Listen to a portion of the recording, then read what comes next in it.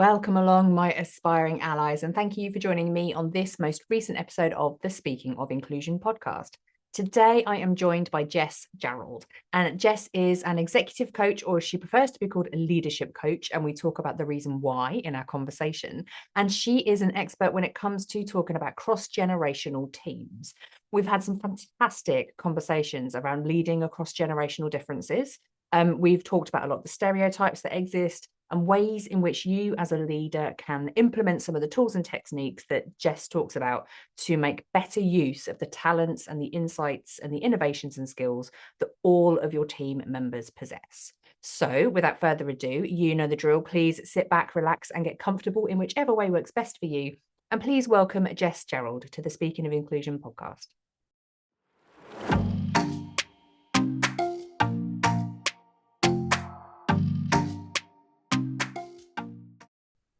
Welcome along, Jess Jarrold. Thank you so much for joining me today. It is an absolute pleasure to have you along. Hello, Katie. Yeah, good morning. And it's great to be here. Good. Now, I've been really thinking about how to ease into this, and I've started recently asking people, and I'm curious to know whether what your story is behind this. But like, how did you get into what you do? Because what I have noticed is when I have these conversations with people, no one said, all the way through school, I was really committed to this as a chosen topic, and I just knew that I was going to leave. And I can't imagine you're going to say, I knew I was going to be, really interested in generational gaps, and I wanted to be talking about how this. I don't feel like that's something that was buzzing around in your brain while you were doing your GCSEs. So, what brought you to this? Yeah, no, I don't even think I knew what the word generational even was probably Right. back then. And I think at that point doing GCSEs, I just knew I liked English, so I went and did English at uni, and then everyone assumed because I was doing English, I wanted to be an English teacher. I knew I didn't want to be a teacher, but that's as far as it basically went. So yeah, no, definitely. I think I went through the sort of set path that a lot of us do, went to university, got my degree, took a year off, went traveling, waitressed and worked in a bar to fund that. And then I fell into a corporate experience that I absolutely loved. I thrived in it. It was advertising and media, working with brands and magazines that I, grown up reading. I felt like my real like Devil Wears Prada moment, but in a nice way. Like I was very well looked after. There was no toxic culture there. And I've always been very good at collaborating with people and working with them to get results that they need for themselves, not necessarily me telling people what to do. As a manager, there were moments when I had to do that, but I then went off and had my first child, and that was, a very big learning experience for myself. I was then at that time working at a startup, so a very different environment. Again, supportive of me, but I came back and realized it's the working with individuals, and particularly with individuals across different generations, to aid them in finding their own answers to take that next step in their leadership journey. And confidence is a theme that kept coming up, and I always get told, you're so confident. And I thought, what is it about this and about me that I could harness and take out the advertising, take out the media piece, and it's the people that I enjoy, and running teams and working with completely different types of people, from your 22-year-old Gen Z entry level to your 55-year-old who's still actually thinking about retiring in another 20 years now, because that is the current landscape. Yeah. So then I went off and I self-funded a coaching qualification with Henley Business School. I really wanted to do this properly. I'm definitely someone who, needs the certificates and really wants to do my due diligence on something. And that's kind of where it came about. And then as I took on more clients and worked with different people, I realized I'm very good at working with leaders who want to take either their own generational differences, so maybe they're a young leader versus their peers, or maybe they're a more senior leader looking to connect with younger people, or a leader who's looking to at the generational differences in their own team, working with those different types of people to harness those generational differences and turn them into commercial strengths, but fundamentally into commercial confidence. So the confidence theme still keeps coming up in all the work that I do. And it doesn't matter if you're a 25-year-old founder or a 60-year-old CEO, because this is the kind of spectrum of people I work with. When it comes down to it, confidence is the thing that always comes up. And I think we assume that the older you get, the more experience you get, you're super confident. So that's the bit, really long answer to your question, but that's the piece: confidence, generational connection, And I'm from a commercial background. I run a business. So for me, it's bringing it back to commercial strengths and business results. Yeah, perfect. And it's interesting to kind of hear how like your life arc took you through all of these different experiences, and then like in the Venn diagram of stuff that happened for you, you found your sweet spot and you've really tapped into that, haven't you? And just been like, do you know what? And I loved when you said like I stripped away all of these things, and what I found was actually I just enjoyed the people. And it sounds to me like to kind of get there, there must have been a great amount of curiosity within you to, when you explore that with your coaching clients, and to kind of explore the stuff that's coming up, to really see how those things converge in the middle and think, oh yeah, that's the bit that I enjoy. And I want to sit in that curiosity with other people to help them understand other people too. Definitely. And I think it always comes back to connection. I think, I think we overthink every situation we're in. A lot of people I work with go home and overthink their day and how they've communicated with different stakeholders. Maybe they're trying to be seen as more of executive presence and they're overthinking everything. But it's just about, and I did that too, right? I think that it helps that I'm quite relatable to a lot of the clients that I work with. Like I standardly on, in terms of demographics, I don't look like a typical executive coach. I call myself a leadership coach, but I'm technically a trained executive coach. But I think the bit that I love about working with the people that I work with is I love that they discover their own element of surprise. So I enjoy surprising people now by what I do and my career background and how I work with people, because whenever I used to enter a room in my old career, people didn't expect my face with my title. And I lent into that in the end and I enjoyed it. And I got curious about who I was talking to and we built genuine connections. So that's the bit that drives me with the work I do in coaching and leadership development. It's, what are your core values? Where are your strengths? And what elements of that can you use to surprise your team, your clients, your colleagues in a way that allows them to feel heard and seen, and not in a way where you're going shouting, feeling like you have to shout and prove that you're in the role you're in for a reason. Because we've all done that. I've done that.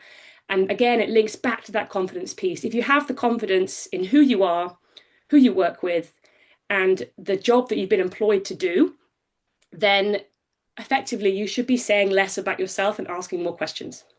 Yeah, yeah, I love that. I really, really love that, saying less about yourself and asking more questions. It's kind of there's a phrase that my brain's searching for that menopausally I cannot find. Oh yeah, that's it. Be interested, not interesting, I Yeah, think is one of yeah. the ones I've heard. And it's that, isn't it? It's really just tune into what's going on with other people, because actually that's what's going to stand us. And I really like when you were talking about, it's not just about kind of speaking louder or being more forceful. And it's that some people do confuse authority with confidence as well, don't they? Like, I'm in a position of seniority, I have to present confidently rather than feel confident. And those two things are really different, aren't they? They're so different. And I think when I think about the people I work with, it's it's that I think they're in real transition periods. So you have either the leader who is new to leading a team and they're transitioning into, oh God, I was now the doer and now I'm managing people. I need to wear a completely different hat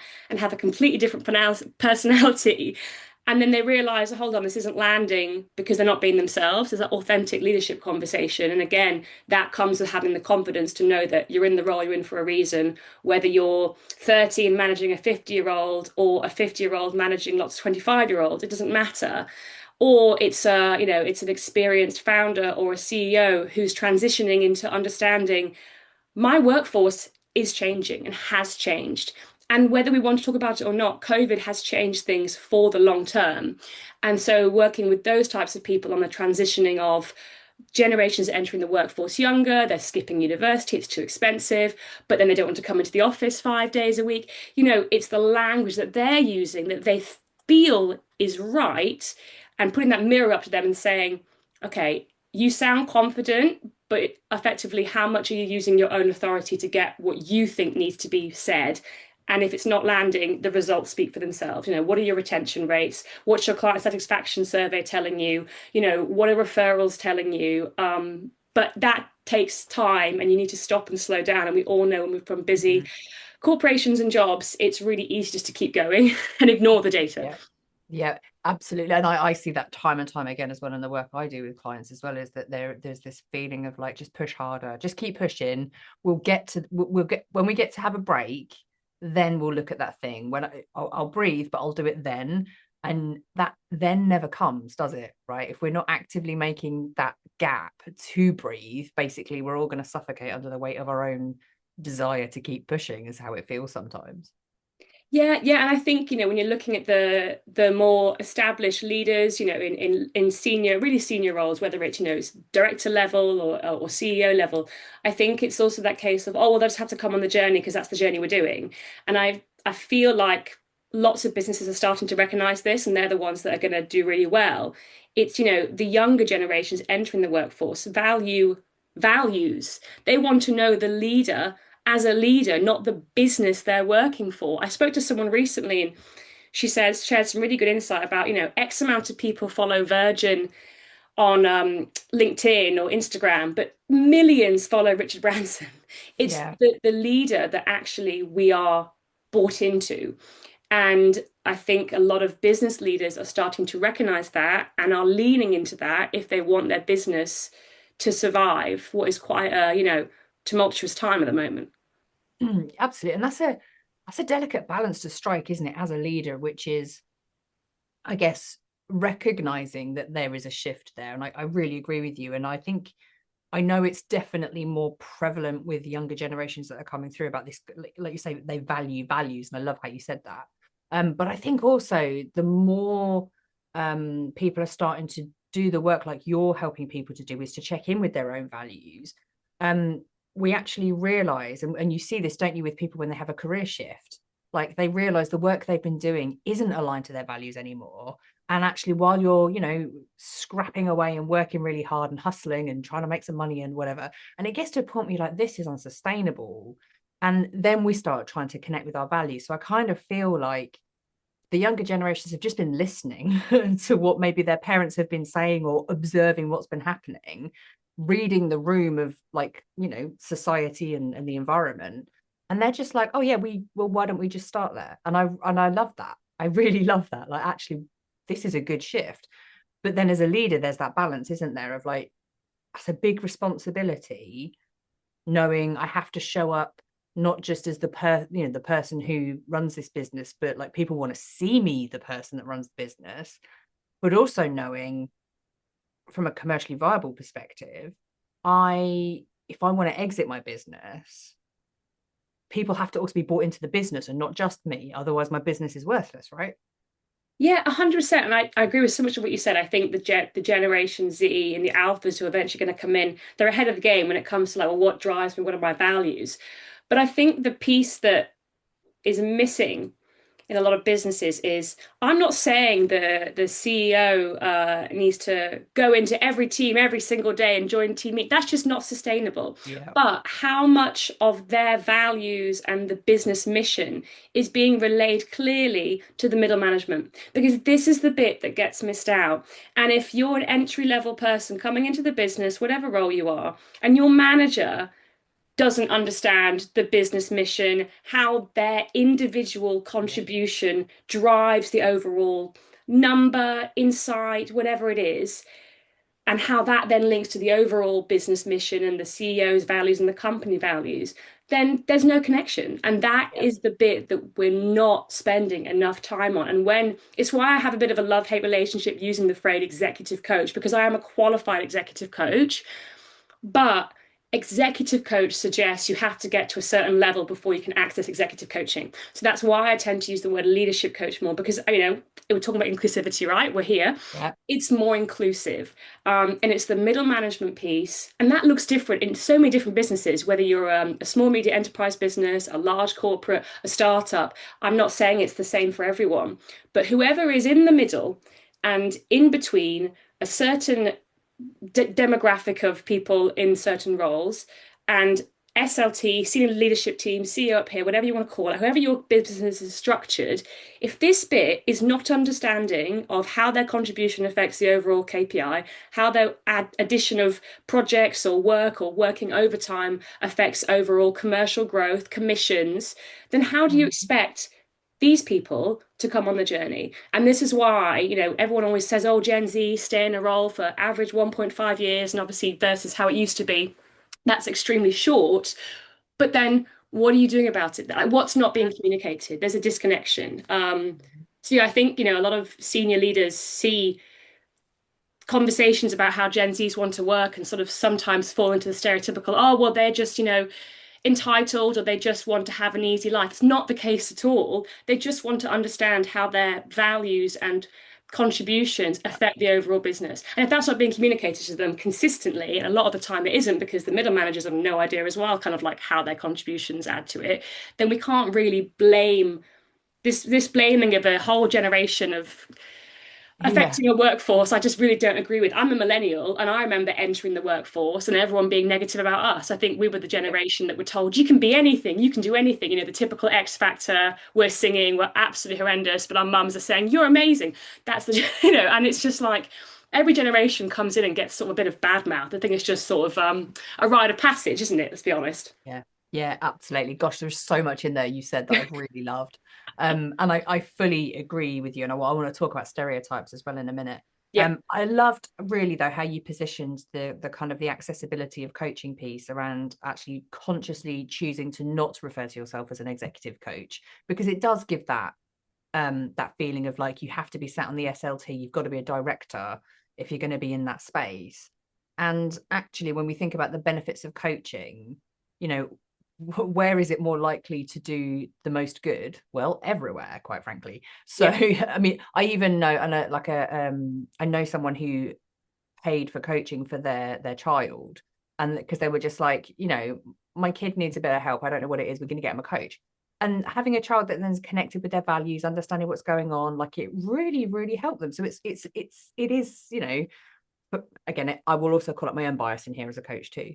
But we can see the benefit it can have for just giving people space, the one thing that we're all craving, right, to think about ourselves. And it's not a selfish act. Like it is something that has, as you said, a direct commercial benefit to helping people think more clearly about what they're doing and why they're doing it, and how are they using their skills and their strengths to connect best with everybody around them. Like, who doesn't want that? Exactly. And it's not, and I'm not saying, I mean, I'd argue at any level, everyone's always learning, whether you're, an entry level or a middle manager or a head of or a director or a CEO. But I think it's also that the argument of, you know, what do we need to teach someone because they need to understand how to do the job. Obviously you can't, every meeting you have with someone you can't be like, well, what do you think you should do? That's completely unrealistic. Obviously Yeah. there needs to be an element of advisory, mentoring, training, all three very different things to coaching as we know. But when you're a certain level, and I feel like the moment you are moved from projects to people, I always say you Mm. can predict projects, you can't predict people. So no matter what level that looks like and whatever business you're in, the moment you have the privilege of honing and working with individuals where you can affect their confidence, you can effectively affect the rest of their career, because if you're a bad leader unintentionally, that can have negative effects on the people around you. So the moment you have the privilege of managing people, you should have access to good coaching. And it is an investment, but it's an investment though that we can relate it back to commercial results. And that commercial results isn't just necessarily in client spend, client retention, product selling, product development. It also looks like employee retention, sorry. So then you're spending less on hiring, spending less on recruiter fees because these people feel like they're invested in. A lot of people I've noticed wait till like someone who's a high performer who wants to leave, then they kind of go, oh, do you want some coaching? And it's like it shouldn't be, it Yeah. shouldn't be positioned in that way. It should just be, you know what, you're now managing people, we need you to be consistent in your messaging to your team so that the rest of the business is all saying the same thing, and we need every leader in the business to also lead in the same way. I've worked with businesses where one team consistent one-to-ones weekly or bi-weekly, another team no one-to-ones because a manager doesn't do them. And I know that I'm from a big corporate background where I had the training, I know what it looks like, but this blows my mind that in one business that's happening and no Yeah. one's saying anything. Yeah. Yeah. The variation is just being allowed to slide, right? In that, And it is that balance as well, isn't it, of giving managers enough autonomy to run their teams in the way that works best for them, because as we know, that's also empowering for managers, but knowing that we need an element of consistency. Otherwise, team performance is based solely on the line manager lottery, that I call it, in that, you know, it's basically up to you. If you've got a great manager, you're going to have a great experience. If you don't, you don't. Yeah. And if we're not actively investing in supporting and measuring those managers, you know, it's really difficult to help people in the areas they need it. Yeah, definitely. And a lot of managers who go from managing projects to people, that's a massive transition. I did it. I was 26. I went from a peer in my team to managing my entire team of 12 overnight. Mm, You know, young effectively on paper. And it took me ages to realize I didn't have to be a different person. I stopped going out with them in the evenings. I stopped socializing because I thought I had to be this certain type of manager.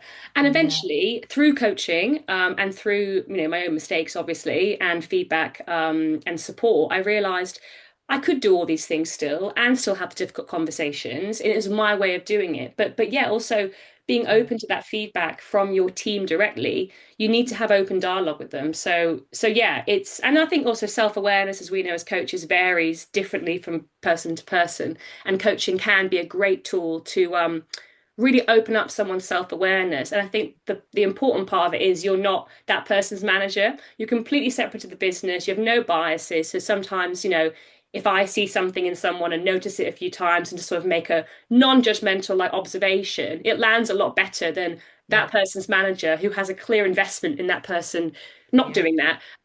There's all that type of, you know, psychology yeah, behind it as well, like, you know, who's the one absolutely. talking to you. Yeah, and it doesn't come loaded either, does it, with those dreaded words that make everybody's blood run cold, which is, can I give you some feedback? You know, makes everybody just Yeah. Do you have shudder. 5 minutes on Slack? I'm like, oh my God, what have I done? Yeah, exactly, exactly. And also then just to bring in, you know, because we are talking about inclusion, other layers of that, like some people will hear, you know, if you got 5 minutes, meaning I just want 5 minutes of your time. Other people will hear, have you got 5 minutes? Oh my God, you're going to unload on me with something I'm not prepared for, run for the Yeah, hills. yeah, And, you know, and we all interpret that differently. And there is a difference between the intention and the impact of just little phrases like that. So it's also about, you know, being clear with your teams in understanding or making sure they understand what you mean when you say something, and yeah, what are the norms that you're creating, and also do they need to hear it in a different way. So with one person you could just say, oh, have you got 5 minutes? That's not going to freak them out. And then with someone else to say, okay, I'd like to get together at lunch today because I want to have a conversation about this. There's nothing you have to do to prepare for it. I just need to get your thoughts. Like, it's just so that they don't end up hyperventilating for the next 3 hours between now and yeah. lunch. No, you're totally right. And I wrote a piece about this recently. It's like, this is again where the one-to-ones are important because a team meeting is still important, of course.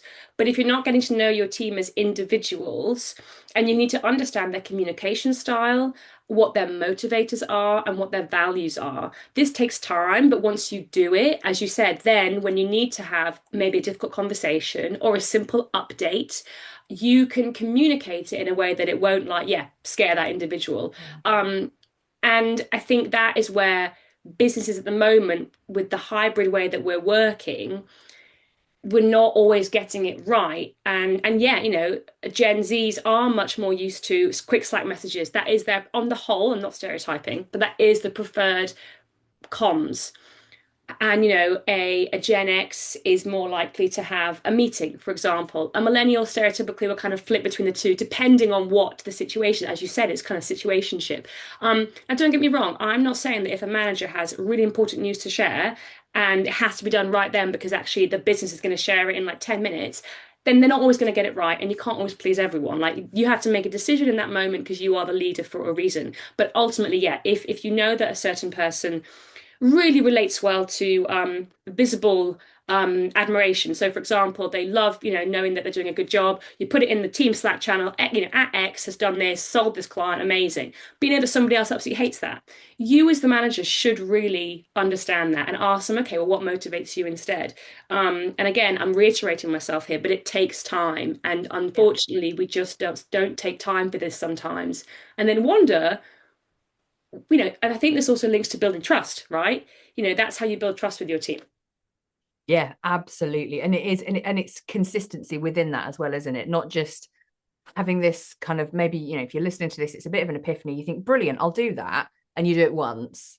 Yeah. You have one conversation with everybody and then you forget and then you lose time. And it isn't, it is about really carving out those moments to actively apply yourself. Like it doesn't just take time, but it takes a commitment and it takes energy. Yeah. But it is one, from my perspective, that it's kind of a front loaded process, isn't it? Like it takes a bit more up front, Yeah. but once everybody finds their feet together, the acceleration with which you can be productive together and innovative, and the conversations you have, and just the fun you can have with each other as well when you know each other better. Like for Yeah. me, the payoff does come down the line, but it definitely arrives. Yeah, and I think, as you said then, you're doing it then with longevity in mind. You're doing it on the assumption and the hope that this team you have is going to stay here for a certain amount of time. But again, all of this correlates to your team staying for a certain amount of time. Everything I've said previously about the messaging of the wider business mission being consistently communicated from the manager's consistency in communicating with their team, the different formats in which they communicate different messages. Like we're saying communication a lot, but it does come down to clear communication. And I think what we haven't spoken about with this generational piece on this, as I'm speaking to you, it's coming up for me now, is you also should relay as the manager, no matter how big your team is, and maybe you're managing managers, which by the way, I remember that step up for me, that was a different level. I was like, whoa. But you need to explain to people how what's your preferred communication style? Because managing up is a skill in itself, as we all know. Like, what do you ideally need to know, don't need to know, and not in a way that you're being flippant and go, don't need to know that. In a way that you can empower your team or the manager who you're managing, that you don't need to be in CC in every single Yeah. email, and conveying that in a way that they feel like they know that they can do the job. And again, that's your job as the manager to share what your values are, what your motivators are, because it also makes you more human and more relatable as well. And ideally, yeah, as I said, how can you get across less comms? Because again, if you're managing, you should be out of the weeds. And what I notice with a lot of people I work with is they're new leaders or they've been leaders for years and they're still in the weeds. And it's like, Mm. is this more for you? Or is this more for the person that you're in the weeds with, and who's that benefiting, and what is that going to do for you long term? I think there's an element there of yeah, communication Yeah. and explaining what you need to know. Yeah. I'm really pleased that you brought that up. Actually, I think that's a really astute point, and the trust as well. That trust works two ways, doesn't it? You have to build trust with your teams, and you have to trust them Yeah. yourself. Like that's what I'm hearing in what you're saying. And actually, um, it's really difficult. I remember when, yeah, my first management job, like knowing that everyone's going to go about something in a different way to me, but that was okay. Like they were going to get a result. The things were going to get done, and I didn't have to be involved. And it took me I mean, probably for the poor people that had to report into me, it took me way longer to loosen my grip on some of the stuff and to trust them, even though I would, if anyone had asked me, I'd say, of course I trust them, I know they're going to do a job because they consistently did. Yeah. Would I still be going out of my mind literally, or criticizing them internally, maybe sometimes externally, um you know because I'm like, can you just get on with it and do it the way I would do it? And actually, you have to let go of that, don't you? You have to know that your energy needs to go somewhere else. And I totally agree, and I've definitely been there, and I'm sure your team were absolutely, still thriving with you because also you were clearly self-aware and you were still working on that. But like, I think, if I think back to my most high-performing teams, they were the most cross-generational. I had a 19-year-old apprentice and I had a 58-year-old in our delivery production project management team. And then in between that, it's a whole plethora of ages and Mm. genders and everything else. And I think what I realized was I didn't need to advise the apprentice to do this because they had all this experience around them of doing the doing. I needed to get involved, and it was, driving us towards the company mission, being across the strategy, making sure that our clients were happy, making sure that my sales peers, because they were, I love working with salespeople, but they're quite difficult to manage themselves sometimes. Like, what are you selling? Can I do that? Like, let me make sure that we're, being realistic. That was my job. And so I think again, it's trusting and motivating your team to ask each other what the answers Mm. are, Because if you're the one that they're constantly coming to, then you're not out of the weeds. You know, Yeah. are they talking to each other? And I think, sometimes in the work that I do, I talk about this peer-to-peer connection because, yes, as a manager, you need to connect with your team, obviously, but are you encouraging them to connect with each other? I mean, is there a group somewhere, a Slack group that you're not in? Because you should be comfortable that you're not in it. You should be in way less Slack groups, team groups. Get out of them. Like, don't worry about they're talking about you. That's a different conversation. Like, that's, hopefully that's not happening. Because they should Well, be, sometimes it's normal, right? oh God, Sometimes yeah. we need a space to vent, and it's okay. Like it's not always sunshine and rainbows. It's okay to be unpopular sometimes, so long as you're not being problematic with it. Yeah. It's okay for them to have a little grumble about you. That's fine.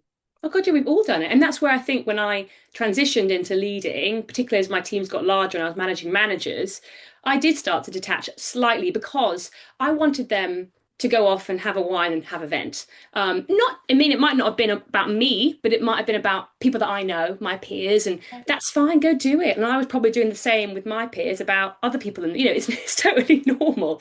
Yeah. But again, it's just feeling like you have something in common, and then I would notice that they would then ask each other more questions or come to me together with solutions to problems rather than again pulling me into the day to day. But I think just sorry back to what you were saying there about trusting your teams and getting and letting go. I think as a leader, there is that piece about the ego and you're worried about what people are thinking of you. So the sort of more senior you get, the more exposure you're getting to the senior leadership team. Maybe you've entered the senior leadership team. I always have people using the phrase, "Oh, now you're in the boardroom," and I'm like, "Well, I was in the boardroom yesterday because it's just a room and I was sat at a table." But I understand what they mean. They mean you're in the Yeah. boardroom with the big strategy meetings and the quarterly reviews. So I noticed the more leadership responsibility I got, I definitely was worrying too much about what those people were thinking about me. So I did probably occasionally get too involved because I knew that if at least if I was across it, nothing could go wrong. And that is not, that's not the way Yeah. to lead with like longevity in mind.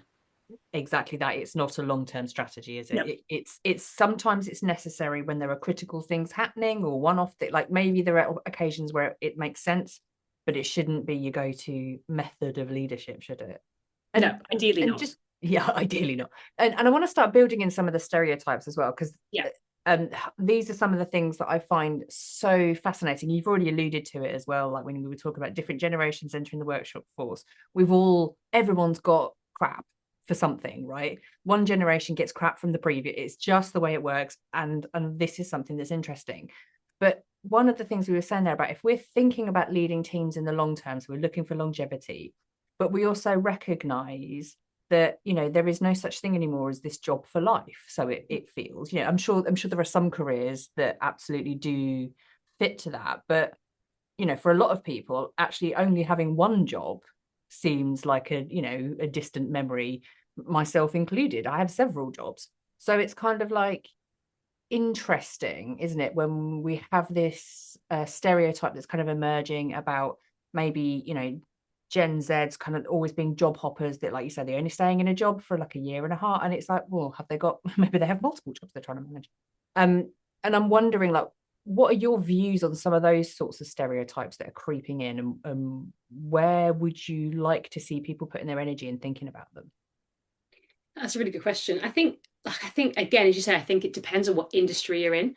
Because I've met many Gen Zs in maybe more the professional services we call it that are there for the like long haul, whether it's like private equity, finance, or lawyers. Although I do feel like they're also, looking at what's next. And I think it's not about the job hopping. I think it's working somewhere. Can they see themselves moving up? Can they see Mm, themselves moving up or across? There is a statistic now, I believe, that Gen Zs don't want to manage, probably because they've seen lots of burnt out managers, and they're they're a bit off it. But it's more like, what's the long term benefit of them staying there? What are the companies' benefits? And I think a lot of companies think, oh well, we do free pizza on a Tuesday and blah blah. That's not what they're asking for. It's like, what are the benefits to me in my personal development? And I think the title founder is one of the most increasing job titles now in the UK. And there are a lot of younger founders because they feel empowered by watching, social content about how they could build their own business. And I don't want to go down a different route there of how that can work and cannot work. It's a completely different conversation. But in answer to your question, yes, maybe they are job hopping. Is that a problem? Mm. If you don't want them to job hop and you want these people to be in their role for a certain amount of time, then it goes back to what I said at the beginning. What are you doing to set up your entry level people for success? And to me, that comes down to their manager. What is that manager equipped with to support them and to communicate to them the benefits of the job they do and the long-term benefits of how they can contribute to the business and their wider career? Now, I also think we don't talk about job hopping in businesses enough. So again, I totally appreciate it depends on how big the business is that you're working for. But I heard a fantastic phrase and I was really early into managing, and it's that you don't own talent. You borrow it for a while. And I love that phrase and I always come back to it because ultimately, if I could work with people in my team and support them and develop them and grow them, ideally, I would keep them in the business. But then what opportunities are there in the business? And for me, my first 5 years was across multiple teams. And that is why I was then put into my leadership role because I was able to understand the overall ecosystem of the commercial delivery side of what we did. So I think there's two answers to your question. It's so what? Is fundamentally, is that an issue? Because actually, what job do you need to do and what's the output? If it is an issue, then what are you doing to keep them in the business in its entirety? Because I would argue that I wasn't in a job for more than 1.5 years in my early career, but I was in the same business. Yeah, absolutely. And I really like the distinction that you're calling out there. And one of the notes I just jotted around actually down is that actually we should care about our teams enough to want them to be successful. Yep. And selfishly in businesses, we should want them to be successful with us. But actually, we should also not then be afraid that if we've developed them to such a point, they are excellent and we don't have excellent opportunities for them. We should care enough about them as people to wave them on their way with with much love and hope that we see them again somewhere, maybe working for them somewhere down the line, Yeah. and that shouldn't be a scary thing, and I understand certainly with kind of SMEs as well, like when you don't have many people in your business, to lose someone, the impact is huge. But it's also then celebrating that you were the launch pad for whatever that person is going to go on for, and their experience with you is a good one. And as we know, the best advertising you're ever going to get to bring people and to bring new talent into your business is people that have already worked for you talking about what it's like to work for you. Yeah. And okay, you do have to you will be the person investing in those people that will ultimately leave, but it's not always a bad thing, right? No. No, I mean I've supported many people in the past go and get that next job, and they were in my team. I've even helped people in the past interview, and I've helped someone definitely do a PowerPoint. Back in the day, it was a PowerPoint slide. It wasn't called a deck. I know we're using the word decks now, but it was a PowerPoint slide back in the day for an interview. And every person that left, in a lovely, Yeah. as you said, a farewell.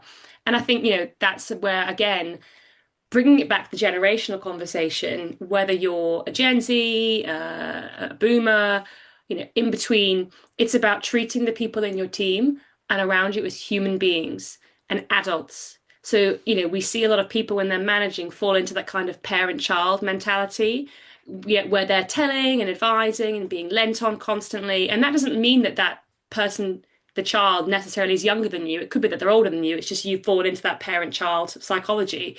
But that's where I always, and that's why I love coaching, as I'm sure you agree, Katie. I love the adult to adult partnership. These people are not your dependents. They are human Yeah. beings, they are adults, they are educated, they are able to make their own decisions. You don't own their decisions, you don't own their thinking. And I think that's the one thing that a lot of people struggle with when they're leading people at any part of their career. You can't control how someone is going to react to something. You can't control how someone feels.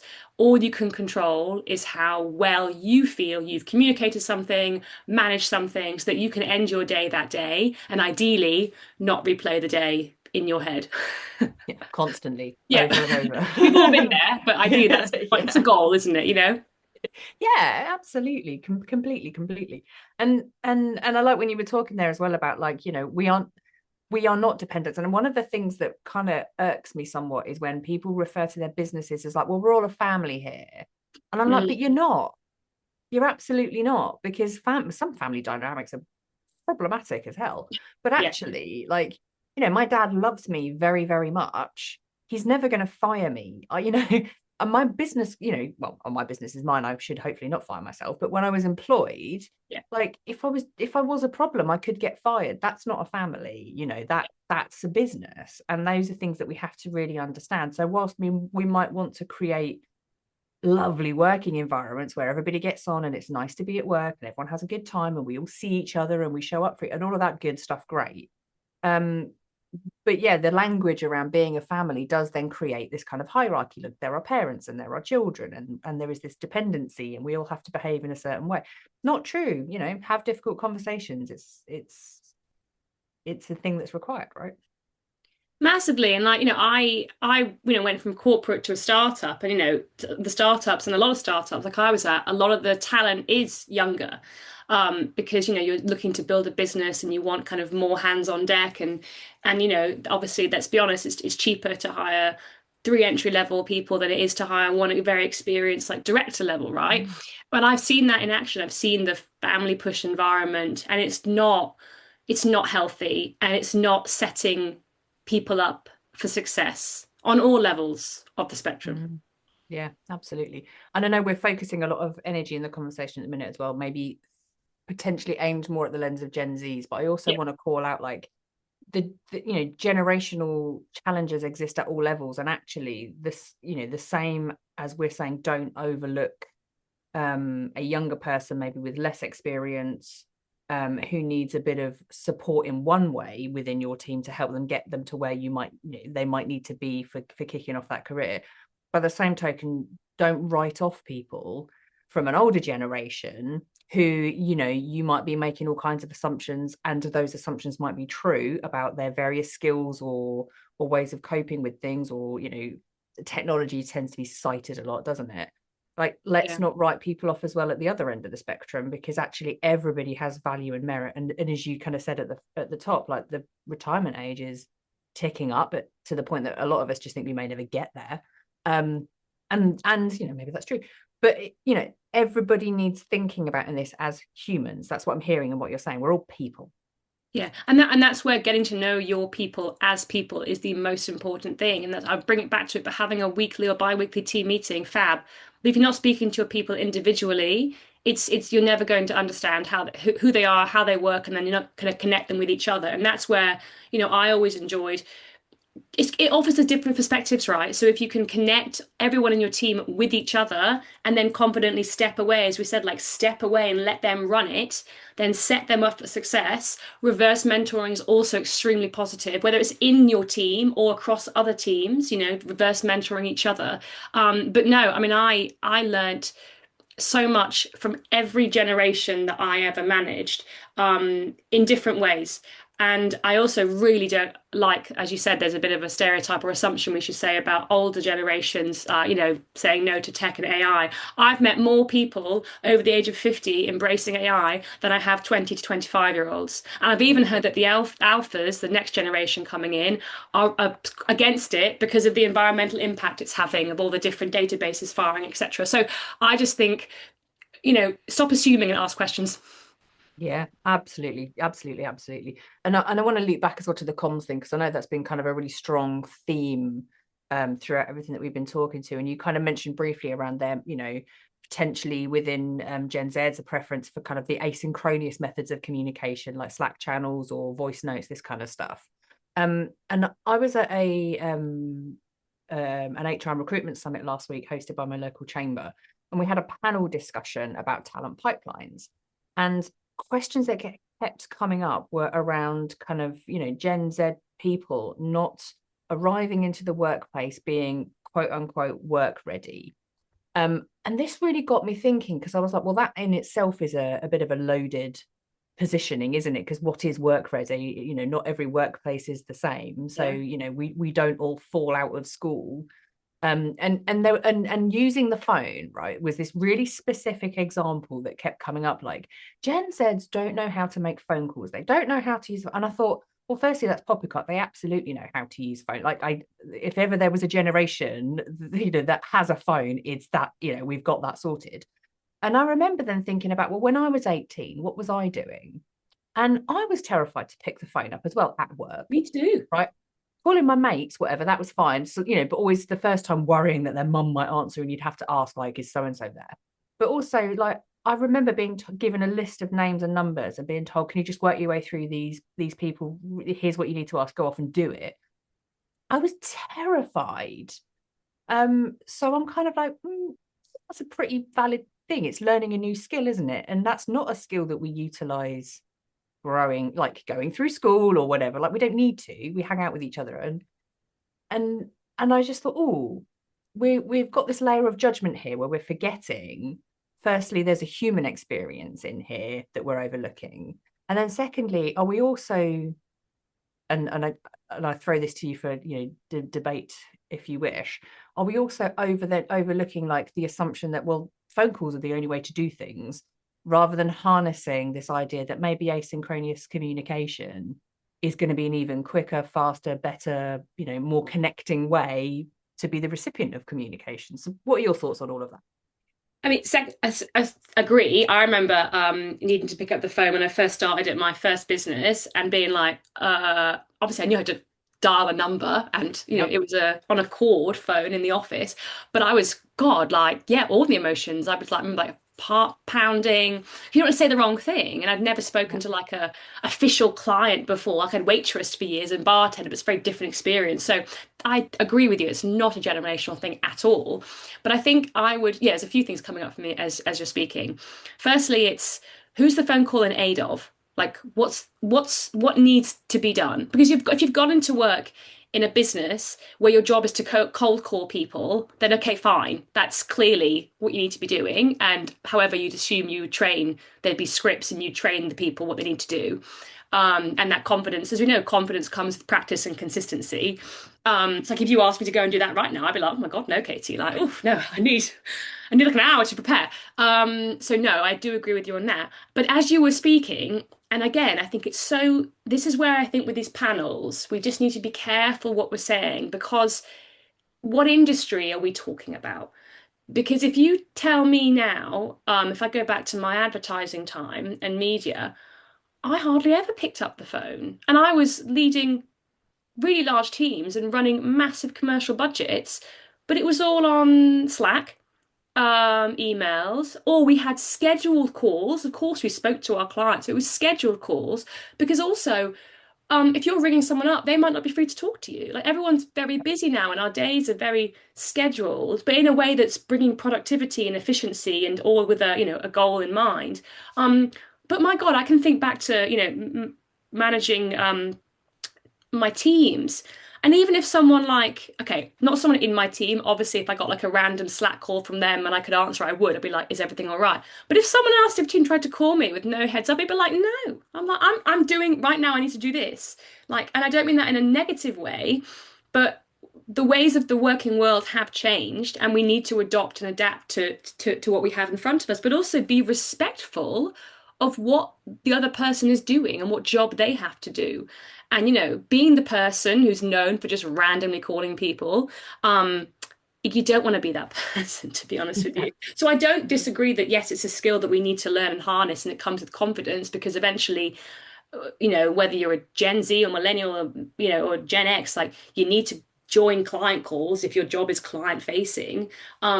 But I was on multiple calls and Zoom meetings and, in-person meetings with my more experienced people before I was left to my own devices. Mainly because, if they asked me a question about a data point or a revenue piece, I wouldn't know the answer. So I needed to also watch how my people, teams Yeah. answered the question so that I could then, we've spoken a lot about consistency. I could consistently say the same thing so that whether they came to me, my senior at that time, they were getting the same messaging. So, we're employing people to represent our business. So we need to set them up for success. And again, I'm going off on a massive tangent and you can tell me to shush, but I'm such a nerd about this, but I'm so passionate. And I'm going to toot my own horn for a second because I was known for being really good at onboarding people when I was a manager.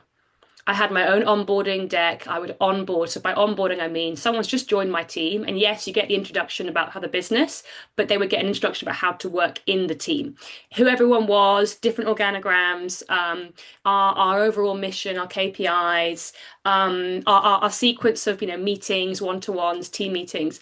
But, glossaries, links for everything, because my God, no matter if you're a massive corporate, a startup, everyone's on different tools and devices. Sometimes it's ridiculous. But to me, what you just spoke about falls into that. And I feel like people get super lazy. They don't onboard people. And then they wonder, oh, how come people keep leaving us within a year, year and a half? And at that point, I'm not saying that's a specific generation. That could just be a specific role that isn't having retention. And you need to look back to how is that person being onboarded. Yeah, I'm a massive believer in onboarding. I mean, I'm a massive tangent now, but like just for 2 seconds, I will share. I really feel passionately, like I love my nurseries that my children go to, but I just feel like onboarding in every industry should be something that everyone has access to, because I learn new things every month that I should be doing. I had no idea I was supposed to do that. But again, it's just if I had all the information at the beginning, it would set me and the people talking to me up for success and would save a lot of time, which again, I believe comes back to commercial benefits. But anyway, I'll shut up. Yeah. No, no, don't. I'm in complete agreement, and I really love what you're saying about onboarding there, and what that kind of then made me think is, again, going back to this quote unquote being work ready. I'm like, what? Back to expectations, isn't it? Like, what are your expectations of people when they, certainly if we think about people that are coming straight out of school or college, or apprentices, and people that have not had work experience before, like, at what point were they supposed to have become work ready? Like, firstly, if you don't know what that means, how the hell are they going to know what that means? But even if you've got a good idea and you can articulate it, at what point were they supposed to have had the opportunity to get into that? Because I'm going to dump on our education systems just a little bit now. Love I just jumped on teachers. nurseries. I feel terrible, but I love my Yeah, nurseries anyway. love teachers. They do an awesome job, not paid enough, don't get enough support, know all of that. But our curriculums and our education systems are just set up to help people pass exams and get qualifications, right? So that's one track. So it's funneling people to do a certain thing. And then we know the world of work is different. So if I come out of the college structure, maybe I've got some A levels, maybe I've decided I don't want to go to university, or maybe I think I'm going to, get into apprenticeship, I'm going to do something else. And then I step foot into a workplace. If I think about like an SME, all of a sudden, like, there are people wearing multiple hats, doing multiple things. It's going to be super exciting and engaging for me. And I am not going to know anything about anything. I'm going to be massively out of my depth. And we can't expect people to just step into that, you know? And what you were saying as well, I really liked about, if we are the type of organization that is going to get to know our team members, we know our team dynamics, we've established some norms, then we have a good onboarding process that helps the person coming in, understand what our norms are, how we work, how we operate, and they get to understand, well, how do I fit in? And they can also influence those, because they're bringing something new, right? So maybe we need to shift the norms. We need to have a think about, well, what can we change to make sure that that person feels like they can fit in? And all of that then organically kind of grows together. And we apply that thinking and process to, well, all right, if we're doing this within our team, how are we also doing that to make sure we're joined up between our clients' expectations and our expectations? Then, back to your point about consistency, if I know what I'm doing within my team, and I know that I'm doing the same thing with our clients, whether it's a service or a product that everybody else on my team is doing, and we're like, that feels like a really good recipe for success.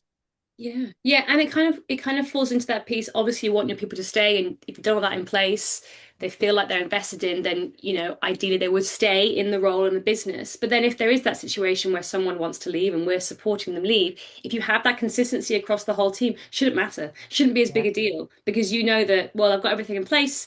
All that hard work's been done. I'll get someone else in. Yes, okay, it's frustrating. I need to interview, and that takes time. Let's be honest, interviewing and job, it takes a lot of time for the leaders and the managers, but you've got the basics in place. And I think the one bit we haven't spoken too much about is also whoever's joined the team, at whatever level, are you asking for feedback on how their onboarding has been? Don't wait for the 6 month review. Like, have you asked them that first 2 weeks, 1 month, did you have everything you needed? Have I forgotten something really obvious? And actually, I used to ask that and get told, yeah, actually, this link wasn't in here. Super small thing. I was like, cool, I'll pop it in. And then they thought, oh, okay, she's actually listened. She's not going to like bite my head off because she's asked for some feedback and actually does want it. That is just so, so important. And again, bringing it back to connection in those first 2 to 4 weeks, have you put meetings in that person's diary with every key stakeholder they need to meet across that business and explain to them who it's for and why, small agenda. Again, this all takes time, and I understand that. But long term, it just saves you so, so much. Back to just your point a minute ago about the certain generations not being work ready or answering calls. I'm working with a couple of senior leaders at the moment, and that kind of, around the assumptions, different generations, and sometimes we always bring it back to, but we kind of forget. It's like, well, that generation actually depending on when they entered the workforce, it was COVID, like 5 years ago. So I'm like, if anything, if anyone's used to being on Zoom calls and working in randomly different ways and jumping on different systems and tools and video conference systems, it is that generation because that's the only thing they've known. But we're so set on, oh, in the office, there's this and they don't want to do that. And I'm like, fine, that's a different conversation. That's one that we need to address because for your industry and your business, being in person is important. And we work on that together in our coaching sessions on how they can empower and motivate certain generations to do this. But if you're looking at the fundamentality of how a certain generation entered our workforce, we can't just pave over a global pandemic. Yeah. And we kind of do. And it's just like, if you think about your first 5 years in work, how much I learned from seeing people around me and seeing mistakes and hearing different languages. And if you put me in my room, wherever, on my own, on a laptop, so, so, so different. It doesn't mean they haven't learned valuable skills and there's things that they'll be advanced on that other people won't be. But there is things there that we cannot ignore, and we do, and we choose to put it under the stereotype of this generation is X. And it really, really narks me, to be honest, Katie.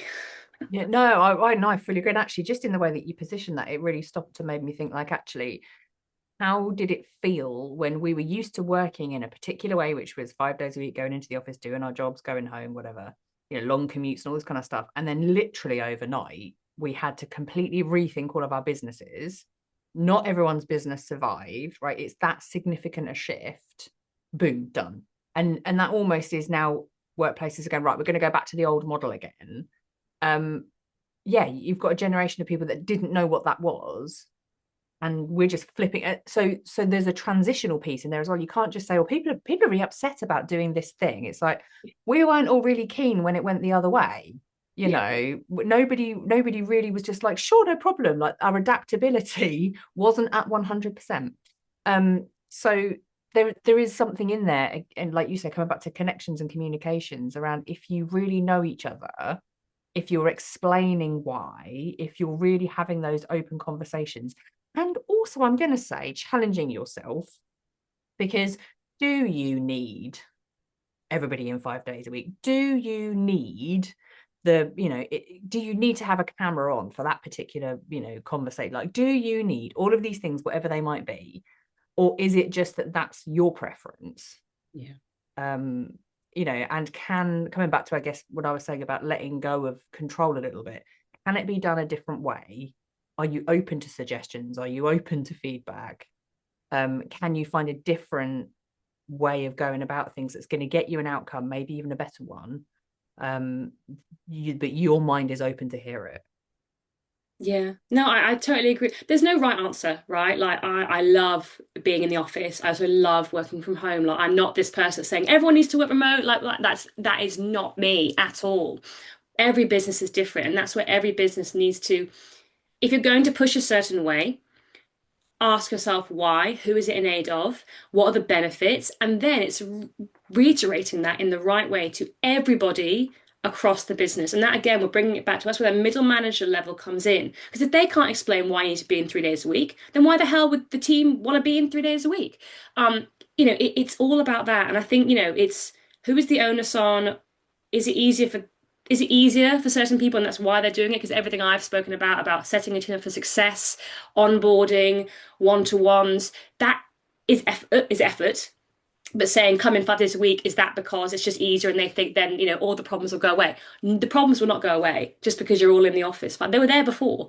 Yeah. So yeah, there's no right answer. And I'm an advocate for all types of working. And I'm also a massive understander in that every industry is totally different. But I've also worked global roles before the pandemic, where I needed to work like this, have calls with people in different countries because I couldn't see them face to face. And I managed to build teams doing it that way and win clients. So there's definitely, it's not this doesn't work, but it's what have you got in place? I'm really repeating myself here, but what have you got in place to set people up for success Mhm. consistently? As you said, like doing something once because you read it somewhere or listened to this, great. Keep doing it. And it has to become, it's like brushing your teeth, it has to become a habit. And it can take years. It really can. Yeah, yeah. I'm gonna go. I'm gonna say it's like flossing, right? We all know Yeah. we should be doing it. No bugger's doing it, right? We're just not. We are doing it in the 2 weeks in the run up to a dentist, and Yeah, maybe yeah. the week after, Get that right? mouthwash in. Just putting it out there. We know it's true. Like that, we Yeah. goes in fits and starts where we think, oh yeah, we better do that, and we're really good for a little while, and then we forget. And that's okay. But how do we make it part of our routine? Is what I'm hearing. How do we make that a consistent thing? And I Now, think, sorry, I'm just oh, going to say, and oh, I think as well, that's where it comes to like, are you doing the job you're being paid to do? Because if you're in the weeds and you're across all the projects, and that's part of your job, fine. But if your job is line managing 10 people, 5 people, and setting strategy and, managing performance and driving KPIs, then everything I've spoken about should be the piece that you're focusing on, the onboarding, the meeting structures, the one-to-ones, the training. um, but I think a lot of us just forget that. I think a lot of people aren't doing the job they're technically being paid to do because they think they still need to be in the weeds. I mean, that's what I used to be like that. I would be like, oh, this, and I'm like, actually, this isn't my job anymore. yep, But I it's hear my you. comfort zone, right? So you stay in it. Yep, I hear you. I hear you. I hear you. Because it is easier sometimes, isn't it, to default to that kind of high level of control. Um, yeah, because let's say comfort zone is what we're used to, and it's not where we need to be anymore. Yeah. So before we bring this baby into land, I do want to ask a couple of things. Are there any other kind of stereotypes or statements that you hear when people are talking about generational gaps that you want to just myth bust right away? Because we've talked a bit about comms and we've talked a bit about job hopping and stuff like that. So what else comes up that you think, I wish we'd just stop saying this? Yeah, one for me is and this can apply to any age, but like you've done so well for your age. I really hate and it can, it could be someone who's become a CEO at 45, because that's actually quite young to become a CEO. So I'm not, again, I want to be careful that I'm not just focusing on the younger generation here. But you've done really well for your age. What does that mean for your age? I don't get what it means. Like, oh my God, look at, what geniuses there have been young or founders who have built businesses in their 20s that have, look at Stephen Bartlett, for example. Like they're what does it mean? I just don't get it. I don't know how else. I'm clearly getting annoyed about Yeah. it, but I don't know how else to explain that. I just don't understand for your age. Like, what does that basically says for what you perceive good looks like at certain milestones? I really find that quite frustrating. Mm-hmm. um Well, before you move on, what you've just yeah, touched on there is classic ageism, quite yeah, well frankly. it is, yes, yeah. It's exactly that, and it is an inherent bias. And if and even when you pay someone a compliment, thinking, oh, they look so good for their age. Yeah, Like, gotcha, yeah, exactly. It can go to any oh, different sort of stop it. area. Yeah. Right, that's an internal bias. Sit with that. Sit with it. Yeah, that's why I can't really say anymore because I'm like, it's so specific to the individual. But having received it, and I've also probably said it in the past, it's yeah, it really irks me. Um, and I think if we're talking specifically about generations, but the older generation looking to connect with their team of, 25 to 35 year olds, something like, or before COVID, we used to, like, I'm sorry, like, we can't live in the past. Right now, what are we doing? And I find that kind of bit in the sand. I think that's quite frustrating. And I think I think the person is saying it in a way that they are trying to build trust. They are trying to relate to their team because we all went through the pandemic, right? That was a shared experience that someone in their 50s can share with someone in their 20s. But when you phrase it like that, it just we brought it back to that parent-child relationship. You're not building that partnership. You're straight away making it clear that you've been around longer, you were here before doing these things, and that's how it needs to be again. So again, myth busting that, it's actually about what have we learned since, what tools and tech have evolved since, that we can utilize to move forwards. But I think when certain generations refer to, or back in my day or before COVID, they're saying it in a way that they're not doing it maliciously, but it's not going to let you connect with your team. Like, it's just like the person will sit there and smile and listen, but they're going to go and talk about it in the pub after that and be like, this person is so disconnected from like the current day. And that sounds a bit harsh, but it is just the truth. Mm. So interesting. As you were saying that, it made me think about whenever there's any change management work or you get a new person into a team, there's always someone that wants to go, oh no, we did that 10 years ago and that didn't work. Yeah. And it's like, okay, okay, thank you for that. Should we talk about why it didn't work and maybe what exists now, like rather than the defeatist? No, we've done that before, we tried that. I'm like, okay, well, I'm new. you know I see things differently. Yeah. And it's so fascinating, isn't it? Yeah, I think those are the two Mm. that probably, are the most, um yeah, those two, I would say. It's just Super deep. language, right? And it's language that unintentionally is ageist. Yeah. Oh, and Yeah. also one more. If I see the phrase digitally savvy on a CV or a LinkedIn job advert, that is just saying, it's basically saying you want someone in their 20s. It is ageist. Excellent. So is this like when I see job adverts or recruitment agencies trying to encourage applications from diverse candidates, they basically mean people that aren't white? I mean, I don't, yeah. I mean, Okay. But that's like, that I feels would like the probably say equivalent that red does feel flag how to it me, feels. Yeah. right? Because I hear the word diverse and I try and think about different elements. Oh, Yeah. sorry. But sorry, Katie, I'm just going to get this before. Yeah, yeah. No, it's all right. It's fine. I know you cut these things, don't you? So yeah, I think digitally native actually is the phrase, that because you're basically saying someone who was born into tech. Oh, a digital native. Yeah, Yes. and then technically Yeah. that wouldn't apply to me because I wasn't born into tech. I remember pressing that internet button and it making the little, dialing noise. So you're basically Yep. saying you want someone born after 1995. And also, what? Yeah, yeah, exactly. What is a digital native? That's the most Yeah, ridiculous. Yeah. yeah. Okay. Thank So you. Thank there, you for again, flagging that. that's ageism, unintentional ageism through language. Yeah, perfect. Perfect example. So if anyone has that in their job adverts or is Yeah, language that you're using around recruiting for roles, yeah, not that. Thank you. yeah. I think just instead be transparent with the salary bracket, because that is an indicator normally of experience level. Yeah, But also absolutely. let the person decide, because whatever generation they're in, that role might suit them for different reasons, right? Yeah, And let them 100. apply. And actually the same can be true where you get people that might be, to your perception, be quite young, applying. And I remember, applying for roles when they, with a high salary, and people would be like, looking at it as if like, should you be earning that? And it's like, well, my experience says I should. So yes. Yeah, yeah. Yeah, It's like one. looking beyond your birth date and just looking at your, your results history, effectively. Yeah, perfect, perfect. Jess Jarrold, is there anything? Oh no, before I get to that, Oh, how God. can people connect with you? Because I can imagine that people listening to along here thinking, actually, I would like to have a conversation with Jess about some of the specifics of what we've got going on in our team. So how can Yeah, people I would find love that. you? Yeah. LinkedIn. I'm Jess Jarrold on LinkedIn. That's the quickest and easiest way to connect with me. And I've got lots of different newsletters and posts about these different themes. So yeah, if you connect with me, you'll probably be sick of me afterwards because you'll see lots of my posts about intergenerational teams and connections and commercial results. But yeah, LinkedIn. Perfect, perfect. And I'll make sure for those of you that are driving listening to this, do not worry. I'm going to pop it in the show notes. You can come back and find it afterwards. It's all okay. And as we wrap this up, is there anything that you came to say that you haven't had an opportunity to say?